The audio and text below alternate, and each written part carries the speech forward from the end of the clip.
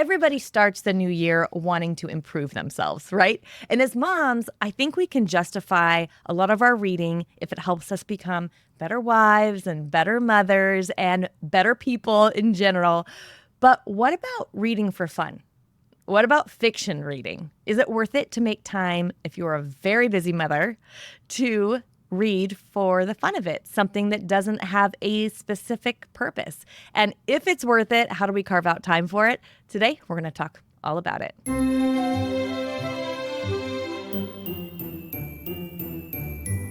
Welcome to the Read-Aloud Revival. I'm Sarah Mackenzie, and this is the show that helps you make meaningful and lasting connections with your kids through books. And in this episode, we are going to talk all about how to be refreshed by your reading life. It is, in fact, an invitation in this episode to be refreshed by your reading life.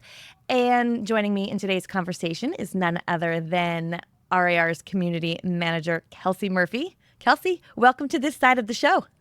Thank you so much for having me. I'm excited to be here. Well, it's fun. You and I talk all the time, of course, in our work at Yes. Read-Aloud Revival, but it's fun to be doing it here on the show. Yes. Do you want to tell everybody a little about yourself?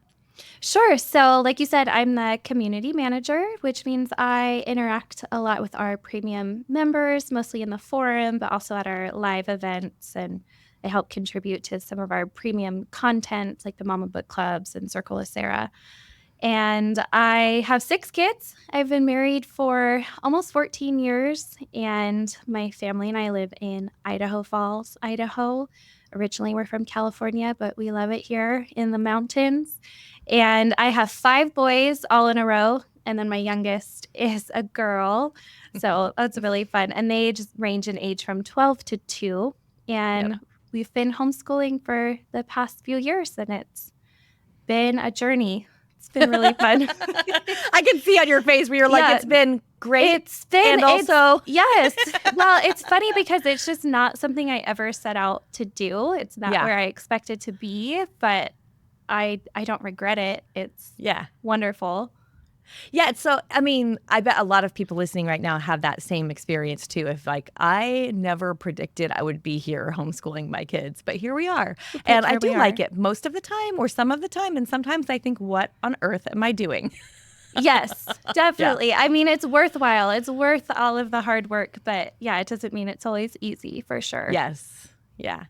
Well, something you and I have been talking about a lot lately is reading fiction just for our own refreshment as moms. Because I think, and I said this in the intro, but I think it's really easy for us to justify, reading to be a better homeschool mom or a better wife or whatever.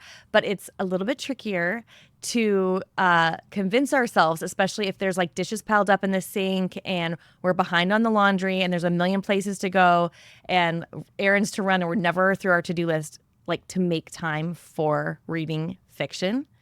And one of the things we've talked about recently in Circle with Sarah inside RAR Premium is homeschooling like this backpacking journey. Actually, I think I talked about this on a previous episode of the Read-Aloud Revival podcast, where I told the story of my husband who went on his first backpacking trip, and he thought of all the things that he might want or need on this trip. It was like several miles in. I can't remember now if it was 7 or 9 miles in, basically like hiking way into the wilderness to camp and then hiking back out, right? So he's like, what are all the things I might want or need? And he packs up his pack and he puts it on his back, and that thing was like 57 pounds. It was so heavy, but he was exuberant enough about going on his first backpacking hike that he was like, I'm doing it anyway. I'm going to go. So he heads out. And he's not even like a mile in when he realizes, oh my goodness, this is like digging into my shoulders and it is not fun. It is terrible, actually. I think I'm going to quit. I'm going to roll over and die.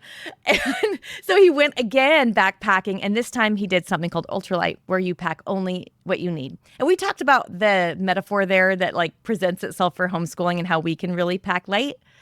But I think there's another piece of that we haven't unpacked much, and that is the fact that with the second time Andrew went backpacking, he didn't pack any extra water.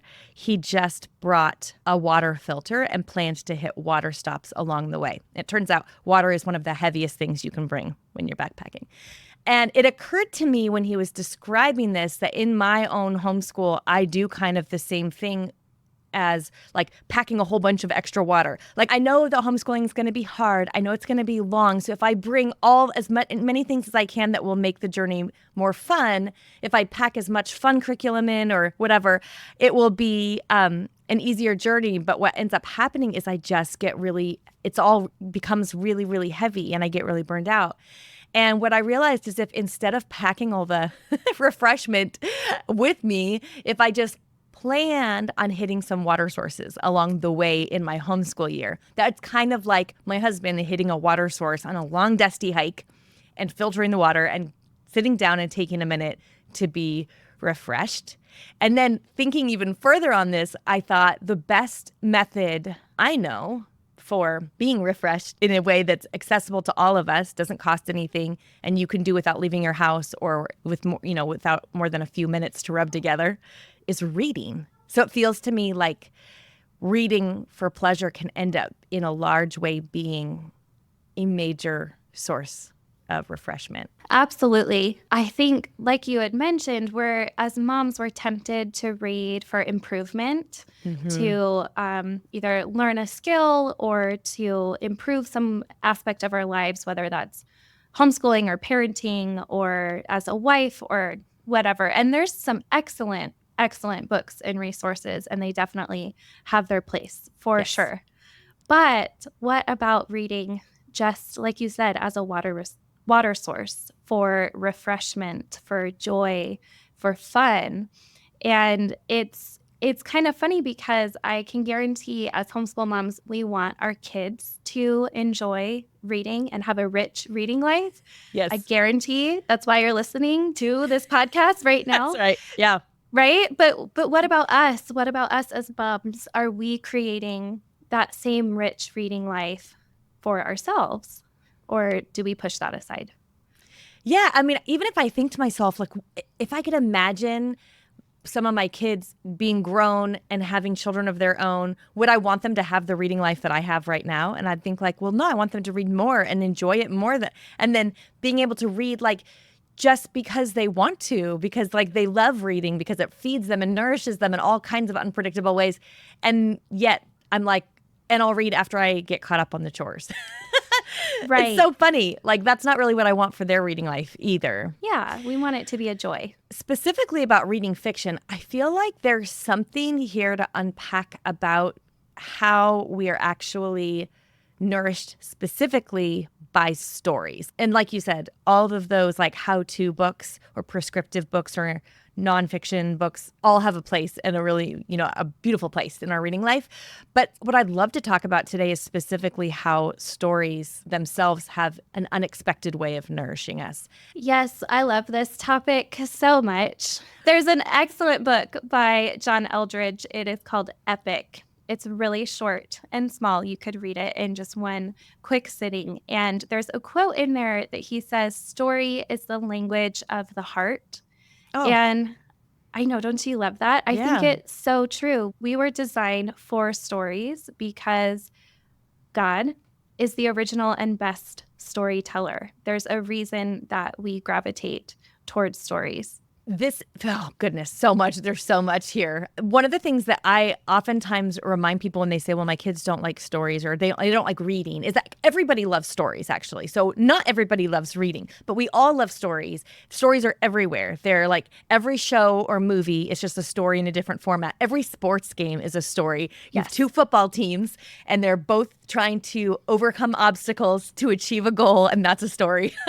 And so the news reports, your Facebook updates, the text from your best friend, all of those are generally stories.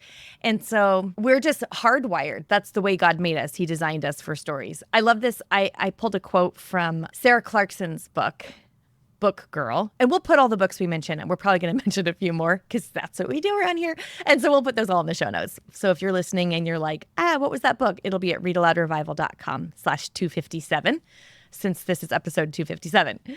Okay, but here's what Sarah Clarkson wrote in Book Girl.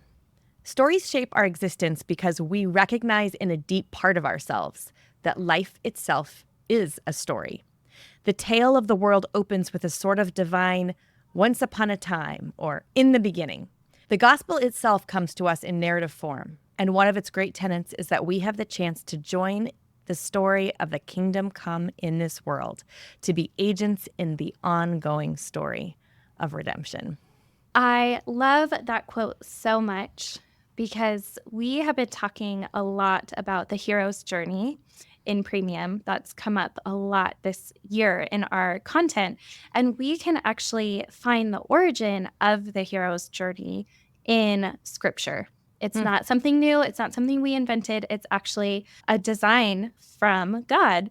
And so we usually break down the hero's journey in 3 acts. And I'm just going to give a really general overview of this. I'm sure you could find lots more resources and really dig into this, but just broad overview of the hero's journey in scripture. We have Act 1, which is creation, and then the fall. So we have our problem and our plot building.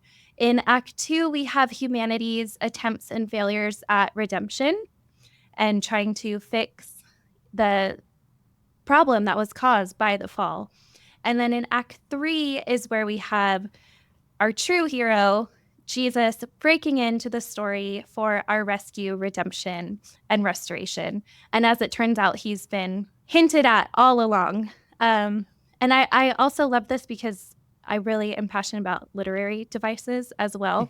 And, you know, we also did not invent those. God puts foreshadowing into scripture all the way through that's pointing to Christ. We see this pattern again and again in stories, whether it's The Hobbit or The Lion, the Witch, and the Wardrobe, or again, that football game you're watching on TV or an advertisement that you're watching, this same structure over and over again, because it's really built into our DNA. We were designed for story. And we do it all the time. We speak in stories all the time. Even like you're having dinner with your family and it's like someone has to tell what happened at school that day, at a co-op that day, or at church that day, or at work that day, or whatever. And you're telling a story, right? So it's like innate. It's like we can't get away from it. We couldn't get away from it if we wanted to. Yes, it's so true. And I think that's why we see it in almost every story, even if it's not intentional. It's because we are God's image bearers. And so, like you said, it's in our DNA. It's why we love it so much and gravitate towards it and continue to recreate it. Okay. And you saying, even if it's not intentional, this is part of what I love so much about story, is that even if the author doesn't, an author might just think that they're telling a story, and we might see like some gospel truth like all through it as the bedrock. And why that is because story it's that whole story framework.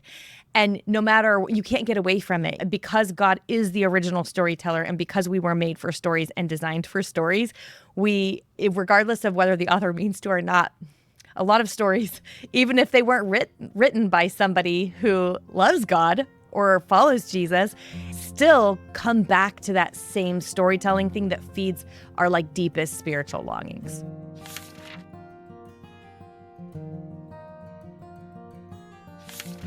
Okay, this comes from Alan Jacobs. He's been a guest on the show a couple of times.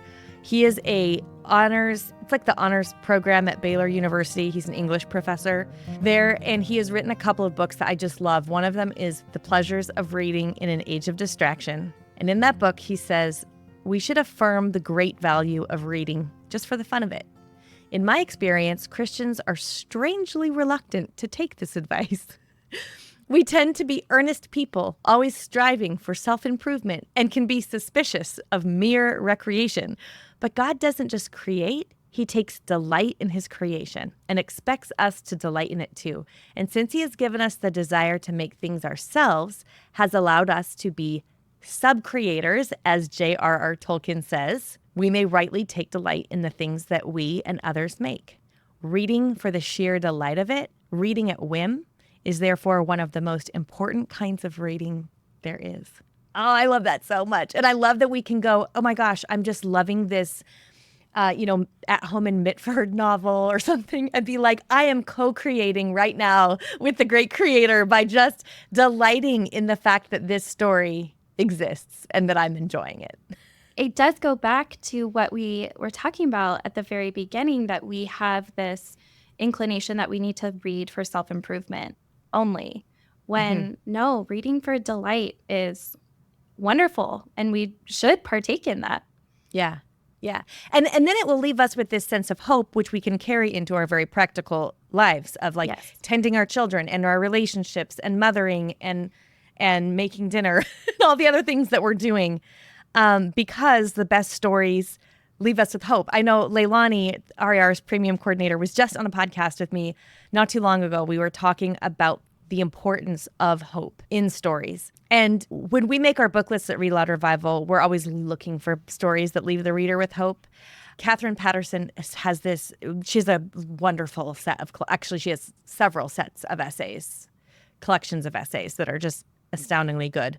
And in one of them, A Sense of Wonder, she says that art is a means of seeing truth that cannot be observed directly. And I think that cannot be observed directly is pretty important there, because there's just a huge difference between like telling your children about what sacrifice, what it actually meant for God to sacrifice his only son is one thing. And then to watch Aslan on the stone table is a totally different thing. And it hits you in a completely different, deeper way. And it's abstract, right? Like we're not looking at the thing directly. That's how we're seeing the truth. That's what art does. Yes, I think that's so important, that in order to be refreshed by our reading, we need to be left with hope. And certainly there are stories that don't offer hope at the end, for sure. Plenty of them. Plenty. Yes. But the ones that we are really passionate about here are stories that leave you with hope. This goes along with why it can be really hard to get into reading if you're not in the reading habit. Even if like someone's listening to this and they're like, I mean, I want to be more of a reader, but then I pick up a book and I read it, I start reading it, and I'm left like in despair. And so then they feel like I did all the things to try to make this work so I could be a reader, and I'm constantly frustrated with the kind of books that I pick up. I think that like tendency or frustration with like, well, I don't know what to read. I can't seem to find a good book. And if I go look at the list of like what other people are reading or recommending, those keep leaving me dry. Like they're not like great. It can be hard to make the time for reading and then be disappointed by what you've read. That's definitely not refreshing and not what we want.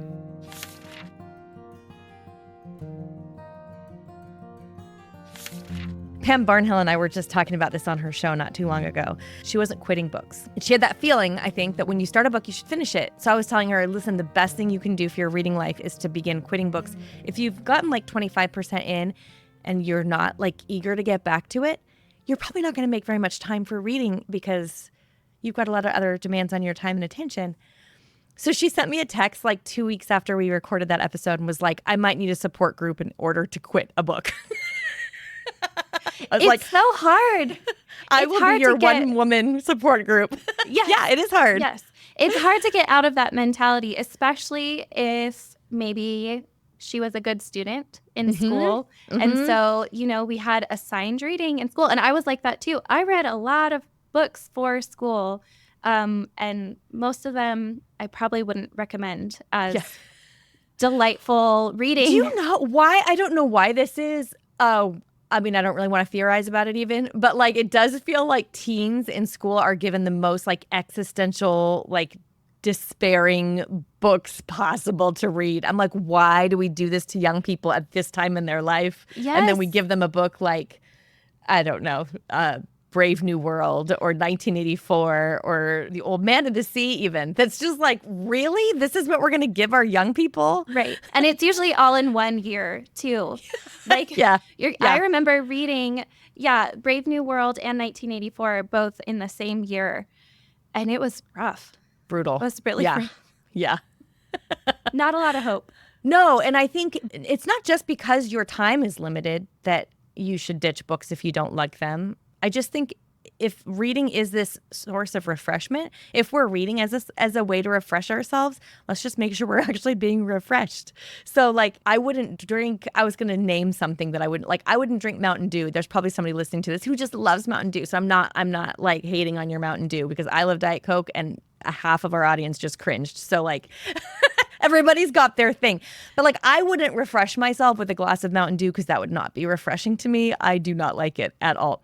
But so find something that's more refreshing. Like find something that fits your taste and that leaves you wanting to come back for more. Because I think if we are pouring out into our children all the time, and we also want them to see us engaged and having a robust living reading life because that's what we want to model for them, then it's going to be a lot more likely we'll do that if we're reading things that we like. I think we have to give ourselves permission to take this weird pressure that we're putting on ourselves to finish a book just because we've started it. Or books that you think you should read or you should like, especially like certain classics, right? Yes. Yes. There are plenty of classics that I am not interested in. And nothing against a literary genius. It's just not themes that I want to fill my head with. Or like at different seasons in life. I mean, like it just might not be your season for Russian literature. And then another person's season is. I don't know. There is something to say. This comes from Book Girl by Sarah Clarkson. It's another quote from there. She said, "I am convinced that great children's books, in their clarity of language and disciplined simplicity of their themes, bear as much insight into the workings of the human part and its desires as the great adult classics, but they manage to do it all while being accessible to a child's wonder and innocence." And I would add, without having to take you forever to read them, because I love a good short book. I am a big fan of a quick read. And especially, I think, because especially in those years when like I had so many babies and toddlers, it was like nothing stays done and nothing gets accomplished. But like I could read Charlotte's Web and finish it in a pretty short amount of time and be like, I read that. I finished it. I couldn't do that with Anna Karenina. Exactly. No, definitely not. I think we need to pay attention, like you said, to the season that we're in. And I've definitely made that mistake of, I need to get back into the habit of reading. Let me start with this 500-page Tolstoy classic because that's probably, if I'm the best not, thing for me. Yeah, it's probably the best thing. Because if I'm not going to read for self-improvement, then I should torture myself with a really long, which is kind of funny because it's really just another way of reading for self-improvement. Like I should read this classic to be more cultured or whatever. It's just another angle on the same thing.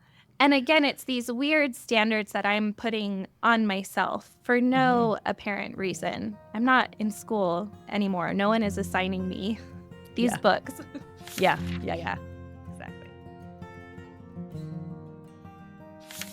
Okay, so Ava Lewis, one of our RAR Premium members, left us a voicemail that I would love to play because I asked recently what it feels like for fiction to impact your life, maybe in a surprising way. Hey, Sarah, this is Ava, and I just wanted to share that the fiction work that I read that really changed and affected my life and also my family was Pride and Prejudice by Jane Austen that we read together in the book club. And that book changed me in many different ways. First of all, because it was the first book that I joined the Mama Book Club with, RAR, and I love the book so much in itself, but also the discussion that came with it. So the book tied me and endeared me to RAR Premium forever and just set off a really awesome chain of events as far as that goes.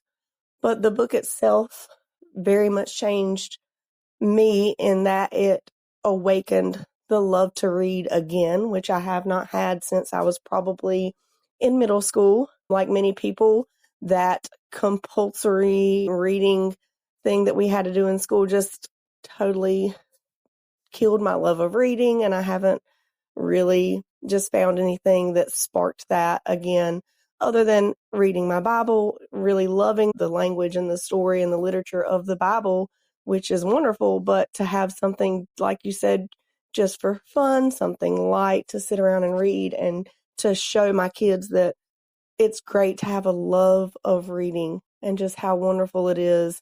So that book, the witty dialogue, the fun interactions, also the depth of it and the discussion that comes with it just opened up a whole new world for me and my kids. And so I'm so thankful for Jane and also for Sarah and all you do and all the team at RAR. So thank you so much. Anybody puts my name next to Jane Austen's and says, thank you both, I'll take it. I mean, come on. It's a high compliment. Have you had any experience like that where you're like, I'm just surprised and delighted by this book that I didn't think was going to impact me like this? I thought I was just reading for fun. You know what's funny is I did not read Jane Austen until very recently. Like very, very recently, because it seemed kind of intimidating. Totally. And I knew that I would enjoy it, but I was also just very nervous to jump in and start. But Pride and Prejudice is a great place to start. I still haven't read all of them. I've only read a few, and I only started reading them in my 30s. I find, for anyone who's listening and going, I want to read Jane Austen too, but I don't know where to start. I think just like watch a movie first. I don't know. What do you think of that advice, Kelsey? To me, it feels like if you watch one of the movies, you'll know who's who and what's going on. And then when I'm reading, I see so much more humor than I did when I was trying to read it straight up. Like I just missed all the funny parts because my brain was working so hard to be like, wait, who was that? And why are they doing that? Right. And some of that is just cultural of the time. Someone makes a statement and I had a difficult time. Well, was that meant to be funny? Were they trying to be ironic, or was that a serious statement? So the movie does help give some context to what they're saying. I personally had to pull up on Wikipedia like a character map of who was who. Yes, and who smart. was related to who, because there's a lot of characters. And sometimes they go by their first name, sometimes they go by their last name. Mm-hmm. And so that really helped me to keep track of it. I really love what Ava mentioned too, is that she jumped in community in reading that book. Yeah. And I think that can be really helpful too when you're in a book club to help facilitate some of the discussion, and you don't feel like you're so alone trying to figure out plot, and it's also encouraging to keep reading and to keep going. Yeah, absolutely. And have other people who might see things that you don't see, or who ask questions that you hadn't thought of. It always enriches my reading life when I'm reading in that kind of a format. Definitely. Oftentimes nonfiction books do this for me too. And so many nonfiction books are written in a narrative format that we get that they're stories, right? Like either a batch of small stories strung together like essays, or one larger story like a memoir or like a historical account. I think you were the one recently on the team who was talking about the story of the Trapp family singers. Is that right? Yes, I love that book. It blew my mind completely because I've loved The Sound of Music for forever. Did not know until a few years ago that it was based on a real family. Obviously, I know the history of the time period, but had no clue that it was based on an actual real life family. Well, it's such a good example of one of those books that is written narratively, and so it's like it sweeps you away in the story because it goes back to that whole "we're designed for stories" piece, but also feels like it can meet you in a whole different place. Knowing there's other layers of things that can happen too. I know Leilani on our team really loves the book Endurance. My husband read that this last year and loved it as well. I haven't read that. It's not totally my genre. Although, I mean, I'm sometimes surprised by genres that I'm like, I'm not going to like this. And then I'm like, I can't put it down. I love this book. So yes, it's true. I remember the first time I read The Boys in the Boat. Yeah. And oh my goodness, I was like, where can I get more books that are like this? Because I love history, and historical fiction is probably what I gravitate towards the most. So to have a nonfiction narrative style story with so much history embedded was it's a treat. Amazing. Historical fiction is also my favorite genre. Shocking. So what else comes up when we're thinking about reading for pleasure and we have a million things to do on our plate and obligations, and it feels maybe a little decadent to pick up a novel and read. But then we've been talking kind of a little bit about, that feeling of I don't know what to read, or the last time I picked up a book, I couldn't stand it, and I have to finish that one before I get to the next one, which no, you don't. Oh, so if we kind of can debunk all of that, what else comes up? I know for me, like one of the things that jumps to mind right away is like, when am I supposed to fit this in? There's like another to do. It feels like another thing to add to my to-do list, which is like why I kind of want to invite you all to think about your reading life as a water source instead of a to-do. It's not really like another thing on your to-do list. It's a way to, it's like a treat. It's like a way to refresh yourself. It's like one of those things that you could use as a source of refreshment, a way to like refill your well. Yeah, I think we need to reframe how we think about our reading time as something that's not selfish. It's actually refreshing us. Like you said, we are gleaning from these amazing stories so that we can pour back out into our kids and our families. And I think the bonus is that I want my kids to see me reading. Mm-hmm.